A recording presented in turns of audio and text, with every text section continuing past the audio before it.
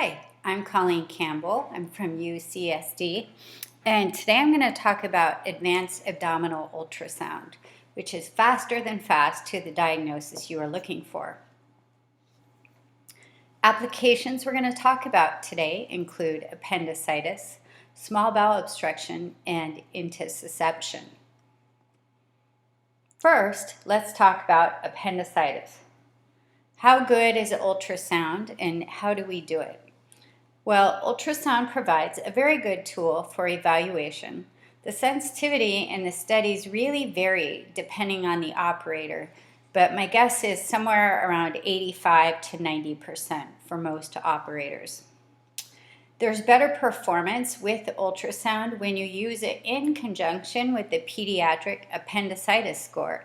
It increases the sensitivity, and this, coupled with the CRP, may increase the sensitivity further. So what do we look for on ultrasound in appendicitis? We look for a thickened appendix, which is greater than 6 millimeters. We look for periappendiceal fat, hyperechogenicity, and tenderness on probe pressure. We see here we have the appendix, and deep to that is the iliopsoas muscle, which is a nice marker for where to find the appendix. The probability of appendicitis depends on what features we have on exam, on ultrasound exam. And if we look at all the features, if we look at tenderness to probe pressure, a thickened appendix, and periappendiceal fat infiltration, if all of those are present, the probability of appendicitis is 95%. If none of those are present, then the probability of appendicitis is 5%. If 2 of 3 are present, then the probability of appendicitis is approximately 91% in this study. Next, when we use it in conjunction with the pediatric appendicitis score, this increases our sensitivity. The pediatric appendicitis score is very sensitive if you cut off at 3, however, the specificity is very low at 9. If you use greater than 8 of these being present, the sensitivity is 49% and the specificity is 90%. So you can see that the pediatric appendicitis score is not good enough on its own to determine whether a child has appendicitis, and that is why we should go to our trusty ultrasound machine. When we use our ultrasound machine, the criteria again is going to be an appendix that's enlarged, greater than 6 millimeters. It is a non-compressible structure. The people will have pain with transducer pressure. There may be the presence of free fluid, and there may be signs of obstruction or ileus. So the way that we scan, we can use the linear probe if the patient size allows us, and we can start by mowing the lawn at the edge of the liver, or we can start down by the iliac crest. If we start at the edge of the liver, we're going to look for the gas in the colon as seen in this scan right here. And we'll follow that down until we see a tubular non-compressible structure. And here we also see hyperechoic fat, suggesting inflammation or stranding around the appendix. Just deep to the appendix, we will see in this clip the iliopsoas muscle. Right here you can see the muscle fibers quite clearly. So mowing the lawn, what exactly does that mean? We can start at the iliac crest laterally and move up with the probe in transverse view to the level of the umbilicus. We should see the edge of the liver at this level. We can go in a lateral to medial fashion to midline and use graduated compression down to the level of the pelvis. Again, we're going to look for hyperechoic fat stranding, and oftentimes we will find the appendix anterior and lateral to the iliac vessels, the iliac artery and vein. This is an example of a false positive. This represents stool in the colon, and it will be somewhat compressible. This is an example of real appendicitis. We can see an appendicolith. We can see a fluid-filled appendix with a thickened wall that is surrounded by edema. Here, you can see the dark edema surrounding the appendix. This is in short axis. On the long view, we can see a tubular, fluid-filled appendix surrounded by edema, and deep to that is the iliopsoas muscle. Next, we're going to talk about small bowel obstruction. And this is a great application for ultrasound and something we want to start doing routinely. If you look at how good ultrasound is for small bowel obstruction versus CT and MR, what we find is that it's actually even better. There was a meta-analysis done in Academic Emergency Medicine in 2014 comparing these modalities. X-ray traditionally has a likelihood ratio of only 1.64 for small bowel obstruction and a negative likelihood ratio of 0.54. So this is a terrible test. Bedside ultrasound, on the other hand, has a positive likelihood ratio of 9.8 for bedside ultrasound, and if it's done formally, it has a likelihood ratio of 14.1 with a negative likelihood ratio of 0.13.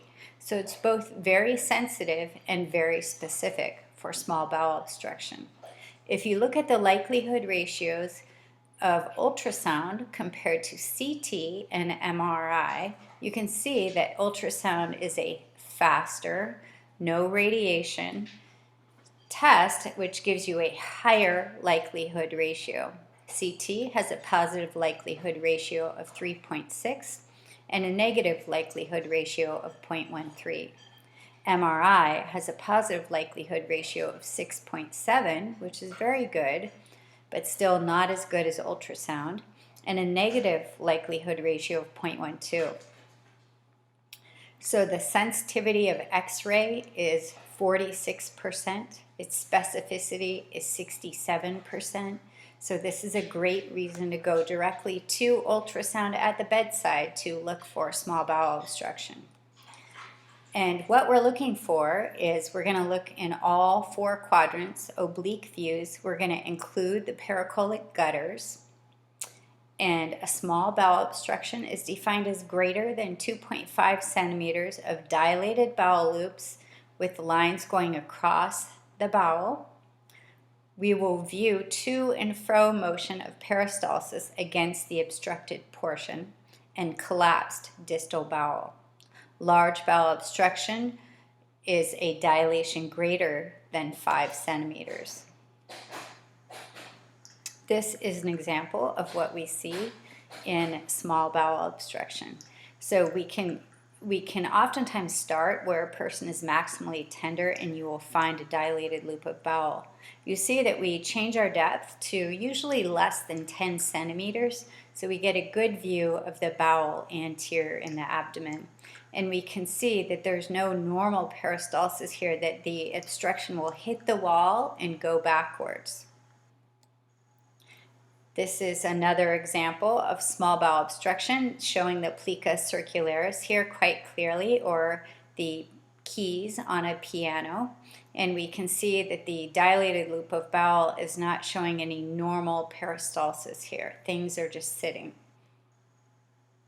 Here's another example of dilated loops of bowel, and the peristalsis is a to and fro motion as it hits the obstruction. So this is what a bowel looks like normally. Normally it's collapsed and we see a mucosal layer inner, then a submucosal layer which is slightly more hyperechoic, and then the muscularis layer is quite hypoechoic, and the adventitia is the bright outer layer. Deep to that, again, we can see the iliopsoas muscle. So this brings me to one of the first times I saw evidence of an obstruction.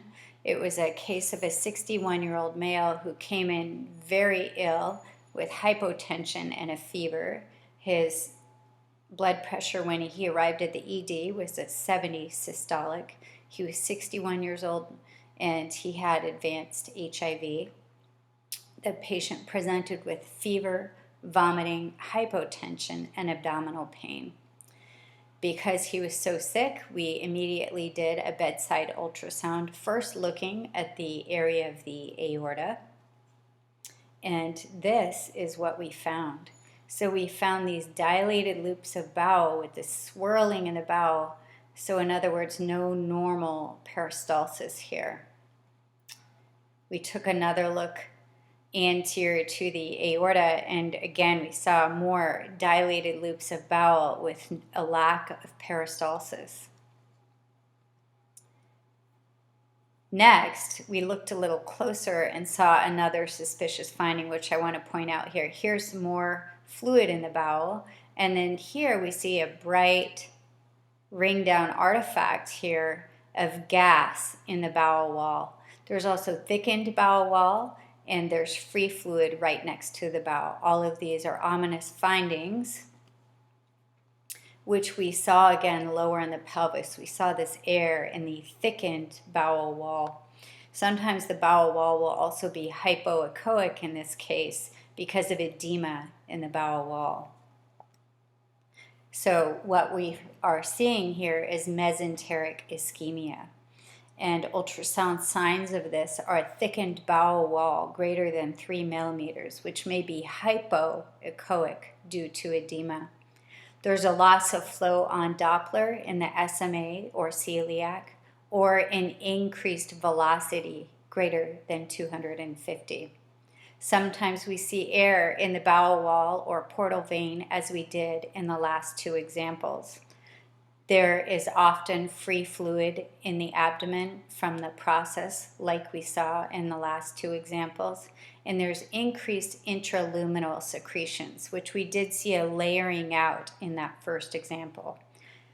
So that's mesenteric ischemia, and we know that is a very life-threatening disease. The outcome of this case was poor. His lactate was over 140. The patient died the next day. He remained hypotensive throughout, and the surgeon deemed him not a good operative candidate, so there was no operation done. Next, we're going to talk about intussception. Usually we see this in kids, but we have seen it in adults, and usually we expect to find it in the right upper quadrant or sometimes in the right lower quadrant. Clinically, there is a classic triad, but this is actually only seen in 30% of cases. That triad is episodic, colicky abdominal pain, a right lower quadrant or a right upper quadrant mass, guaiac positive current jelly stool. Alternatively, if the child is younger, they will more often present with lethargy. Bedside ultrasound is most useful as a screening study in pediatric patients if you are concerned for intussception. So let's talk a little bit more about intussception and what it is. It's an invagination or telescoping of the intusseptum with its associated mesentery into the intusscipion.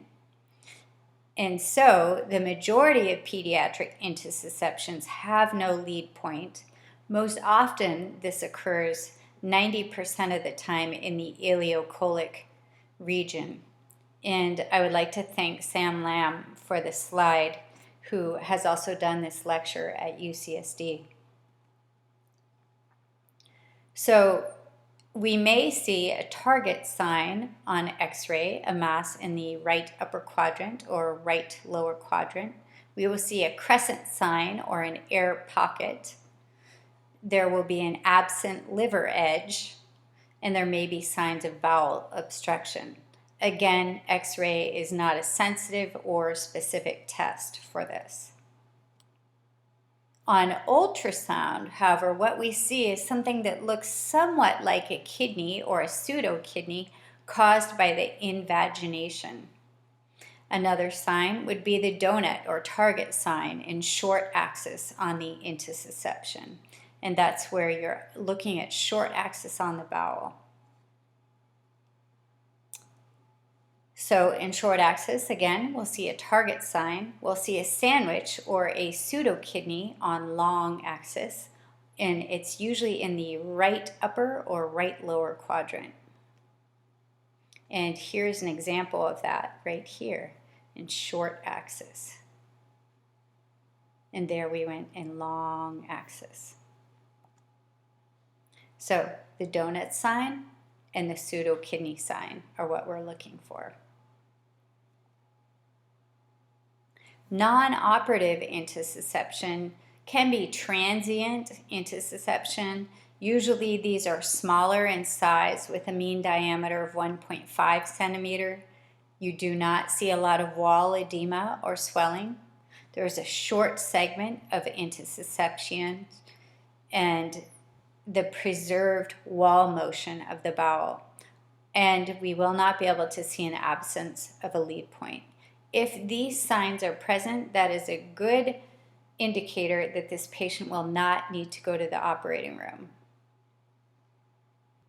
The last thing that we're going to talk about just briefly is pyloric stenosis, because it is in the category of an advanced abdominal procedure for ultrasound. It's the most common cause of obstruction in infants. It happens in 2 to 5 per 1,000 births.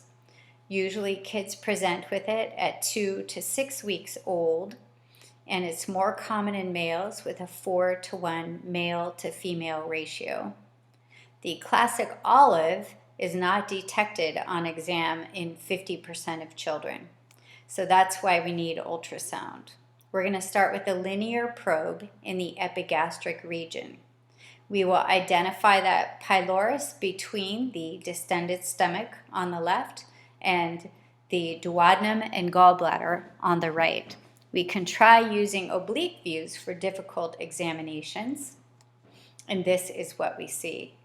We will see a elongated pyloric canal as evidenced by the green arrow and a thickened muscular wall of the pylorus.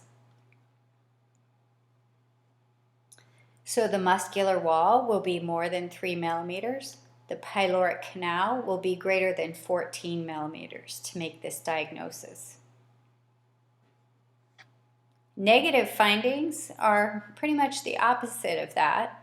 If the pyloric length is shorter than 14 millimeters, if the wall thickness is less than 3 millimeters, and the diameter is less than 12 millimeters, this is probably not pyloric stenosis. In conclusion, I'd like you to consider ultrasound for your diagnosis of appendicitis, intussception, SBO, and pyloric stenosis. We can sometimes see signs of mesenteric ischemia. This is not even considering the usual diagnosis we use with ultrasound, including triple A's, gallstones, and kidney stones.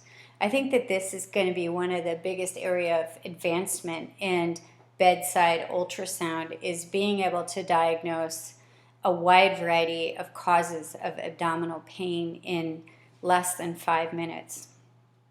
So keep up the scanning, and thank you for listening.